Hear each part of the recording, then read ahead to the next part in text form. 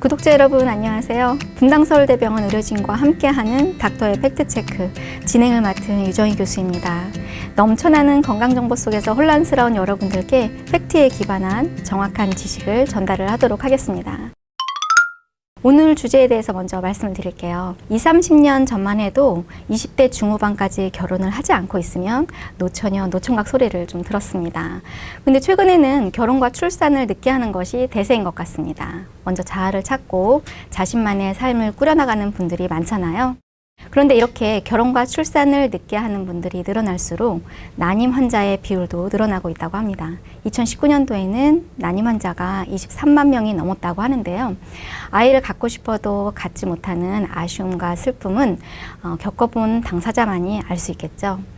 오늘은 그런 난임 부부들의 고통을 덜어주고 수많은 생명의 탄생에 기여를 하고 계시는 산부인과 이정열 교수님을 자리에 모셨습니다. 교수님 안녕하세요. 안녕하세요. 분당서울대병원 채널 구독자분들께 교수님 소개 한번 부탁드릴게요. 안녕하십니까. 산부인과 이정열 교수입니다. 저는 난임과 가임력 보존 치료를 주로 담당하고 있고 자궁근종, 자궁내막증의 수술적 치료를 담당하고 있습니다. 오늘 이 자리에서 난임 부부 여러분들에게 보다 정확한 정보를 알려드리기 위해서 나왔습니다. 예, 난임이라는 단어가 주는 무게가 참 무거워요. 우리가 난임에 대해서는 얼추 알고 있기는 한데 정확히 무슨 뜻인지는 잘 모르고요. 또 예전에는 난임보다는 불임이라는 단어를 좀 썼던 것 같기도 해요. 난임이 정확히 무엇이고 불임과는 어떻게 다른가요? 네, 예전에는 임신이 잘 안 되는 경우를 불임이라고 불렀고 불임 환자, 불임 부부 이렇게 얘기를 했지만 최근에는 난임이라고 얘기를 하고 있습니다. 그 이유는 극복할 수 없는 불임, 그러니까 임신이 아예 안 되는 경우는 거의 없기 때문입니다.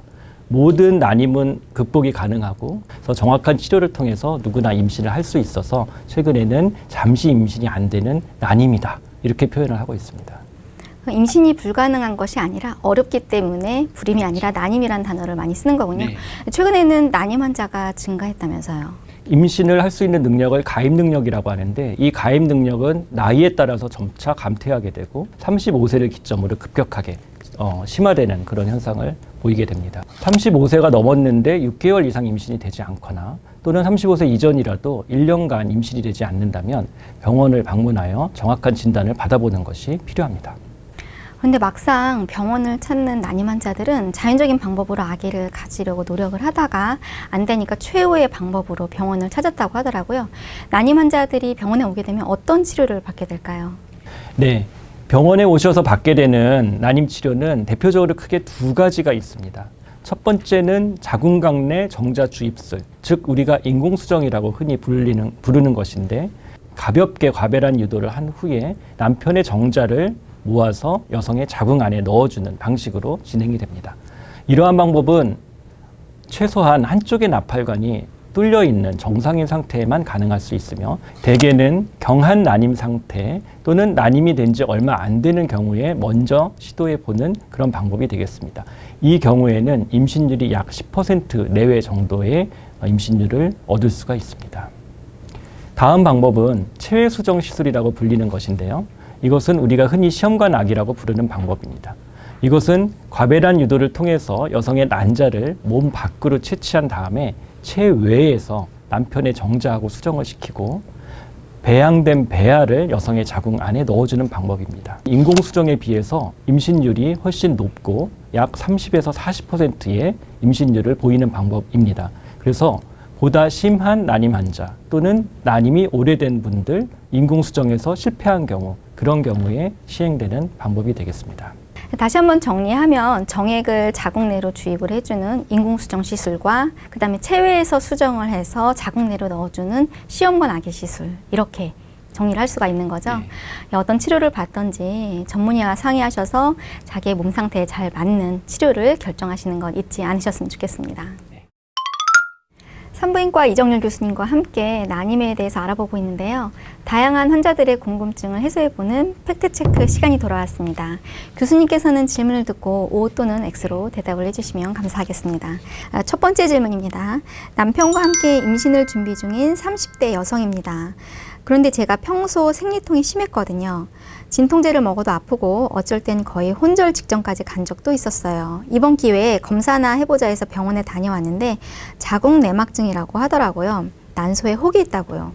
병원에서는 증상이 심하니 수술을 하자고 하는데 자궁 내막증이 수술하면 임신에 영향이 있을까요? 질문 주셨어요. 네, 정답은 예입니다. 자궁 내막증을 수술하는 것으로 인해서 임신에 영향을 줄 수가 있습니다. 하지만 그것은 좋은 영향일 수도 있고 나쁜 영향일 수도 있죠. 자궁 내막증 수술 직후에 자연 임신을 시도할 수 있는 경우라면 수술 후에 임신율이 더 높아집니다. 자궁 내막증으로 인한 안 좋은 것들을 다 없애줬기 때문이죠. 그래서 그런 경우에는 수술 후에 임신율이 높아지기 때문에 좋은 쪽으로 영향을 주는 것이고, 반대로 임신을 바로 할 계획이 없거나 또는 최수정 임신이 필요한 경우에는 자궁 내막증 수술을 하고 나면 난소 기능이 떨어지기 때문에 오히려 안 좋은 영향을 줄 수가 있습니다. 따라서 이런 경우에는 수술 전에 난자나 배아를 미리 얼려놓는 난자 동결 또는 배아 동결을 시행하고 수술을 하는 경우가 요즘에는 많이 시행되고 있는 방법입니다. 아이가 아직 없는 부부입니다. 내년쯤 가질까 생각 중이었는데 제가 얼마 전에 유방암 판정을 받았어요. 항암 치료부터 받아야 한다고 하시던데 항암 치료를 받으면 난소 기능이 떨어지고 조기 폐경이 올 수 있다는 얘기가 있더라고요. 임신을 걱정하니 선생님께서 난자 또는 배아 동결 보존을 추천해 주셨습니다. 난자를 얼려서 보관한다니 혹시 암 치료에 지장을 줄까 염려가 되기도 하고 임신이 된다고 해도 아이가 건강할지 걱정이 됩니다. 동결 보존한 난자나 배아로 건강한 아이가 태어날 수 있나요? 네, 정답은 예입니다. 우리가 암 치료 전에 시행하는 가입력 보존 중에 대표적인 방법이 난자 그리고 배아 동결 보존이 되겠는데요. 결론부터 말씀드리면 난자 동결 또는 배아 동결을 시행할 때 암 치료에 나쁜 영향을 전혀 주지 않습니다. 그리고 그러한 동결된 난자와 배아로 임신이 나중에 되었을 때 그 태아 그리고 태어난 아이들에 대해서는 건강상의 영향은 전혀 없습니다. 따라서 암 치료 전에 난소 기능이 암 치료 후에 저하되는 걸 예방하기 위한 방법으로 난자 동결 그리고 배아 동결은 적극적으로 시행해야 될 방법이 되겠습니다. 딸 하나만 있는 30대 중반의 부부입니다. 딸이 3살이 되고 저희도 안정이 되니까 둘째가 너무 갖고 싶더라고요. 그래서 둘째를 갖기로 하고 임신을 준비했는데 반년이 지나도록 임신이 안 됐습니다. 혹시나 해서 병원에 가서 검사를 해봤더니 AMH 수치가 1.3밖에 안 된다고 하더라고요. 첫째 때도 이미 난소 기능이 안 좋았을 거라고 하는데 AMH 수치가 낮으면 임신하기가 힘들까요? 질문 주셨습니다. 답은 그렇지 않습니다. 지금 30대 중반에 AMH라는 수치가 1.3으로 낮다. 이제 이렇게 듣고 말씀을 하셨는데 그 AMH라는 수치는 우리가 소위 말하는 난소 나이, 난소 기능 수치를 말하는 건데 실제 본인의 나이보다 난소 나이가 좀 더 들어있다. 이렇게 해석을 할 수가 있는 그런 상황입니다. 하지만 30대 중반의 1.3이라는 수치는 사실 더 낮은 분들도 많기 때문에 임신이 불가능할 정도로 낮은 수치는 아직은 아닙니다. 따라서 임신을 너무 미루지 않고 서둘러서 임신을 시도하신다면 아직까지는 충분히 임신을 할 수 있다고 말씀드릴 수 있겠습니다. 다만 여기서 중요한 거는 자신의 난소 나이를 정확하게 모르는 상태에서 요즘 여러 가지 사회적인 이유 등으로 이제 임신을 미루게 되면 어느 순간 난소 나이가 많이 저하돼서 임신이 상당히 어려워질 때까지 방치가 되는 경우가 있기 때문에 평소에 자신의 난소 나이를 체크해 보는 것이 중요하다고 말씀드릴 수가 있겠습니다. 결혼 5년차 부부입니다. 임신을 시도한 지 1년이 넘었는데 아직 임신이 되지 않아서 병원에 가서 검사를 해보니 자궁 근종이 있다고 합니다. 병원에서는 수술을 해야 임신이 된다고 하는데 자궁 근종이 있으면 임신이 불가능한가요? 그렇지 않습니다. 자궁 근종이 있어도 임신은 가능합니다. 다만 자궁 근종의 위치에 따라서 자궁 내막을 누르는 위치에 자궁 근종이 있는 경우에는 임신을 직접적으로 방해할 수가 있습니다. 하지만 그렇지 않은 경우에는 자궁 근종이 크고 많아도 임신이 가능하기 때문에 병원을 방문하셔서 산부인과 전문의의 정확한 진단을 받아서 이 근종이 현재 임신을 방해하는지 그렇지 않은지 평가를 해보시는 것이 중요합니다. 저희는 30대 후반의 부부입니다. 결혼을 늦게 해서 그런지 임신이 되지 않아 병원에서 난임 치료를 받고 있어요.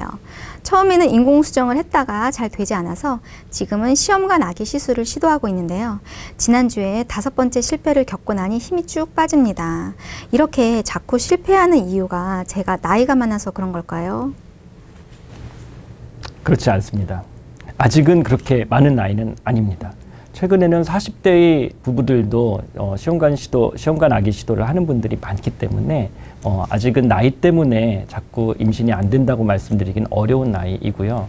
물론 나이가 들에 따라 그 체외수정, 시험관 아기 임신율은 점차 저하되는 건 맞고, 다만 뭔가 반복적으로 실패가 되는 원인이 있을 겁니다. 그것을 찾기 위한 세분화된 검사를 통해서 자신만의 원인을 발견하고 거기에 맞는 개인형 맞춤 치료를 해서 성공적으로 임신을 갖게 되는 것이 필요하다고 볼 수 있겠습니다. 네, 남편과 함께 난임 치료를 받은 지 3개월 정도 됐는데요. 병원에만 기대고 있자니 답답해서 이것저것 알아보니 포도즙과 아보카도가 착상에 도움을 준다고 하더라고요. 정말 이 음식들이 임신에 도움이 되나요?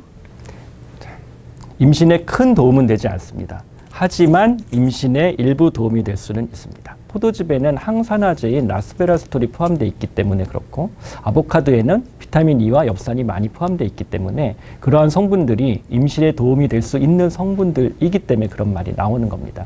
하지만 특히 시험관아기를 시행하는 분들이 어떤 임신이나 착상에 도움이 되기 위해서 어떤 영양분을 섭취한다면 그런 식품으로 섭취하는 것보다는 농도가 어느 정도 보장이 된 영양제를 섭취하는 것이 좀 더 도움이 된다고 보여지고요. 엽산, 비타민 D, 오메가3 이런 것들을 권해드립니다. 이것이 직접적으로 어떤 결정적인 영향을 주진 않지만 도움이 충분히 되는 것으로 알려져 있기 때문에 제품화된 영양제로 잡수시는 것을 저희가 먼저 권해드리고 있습니다.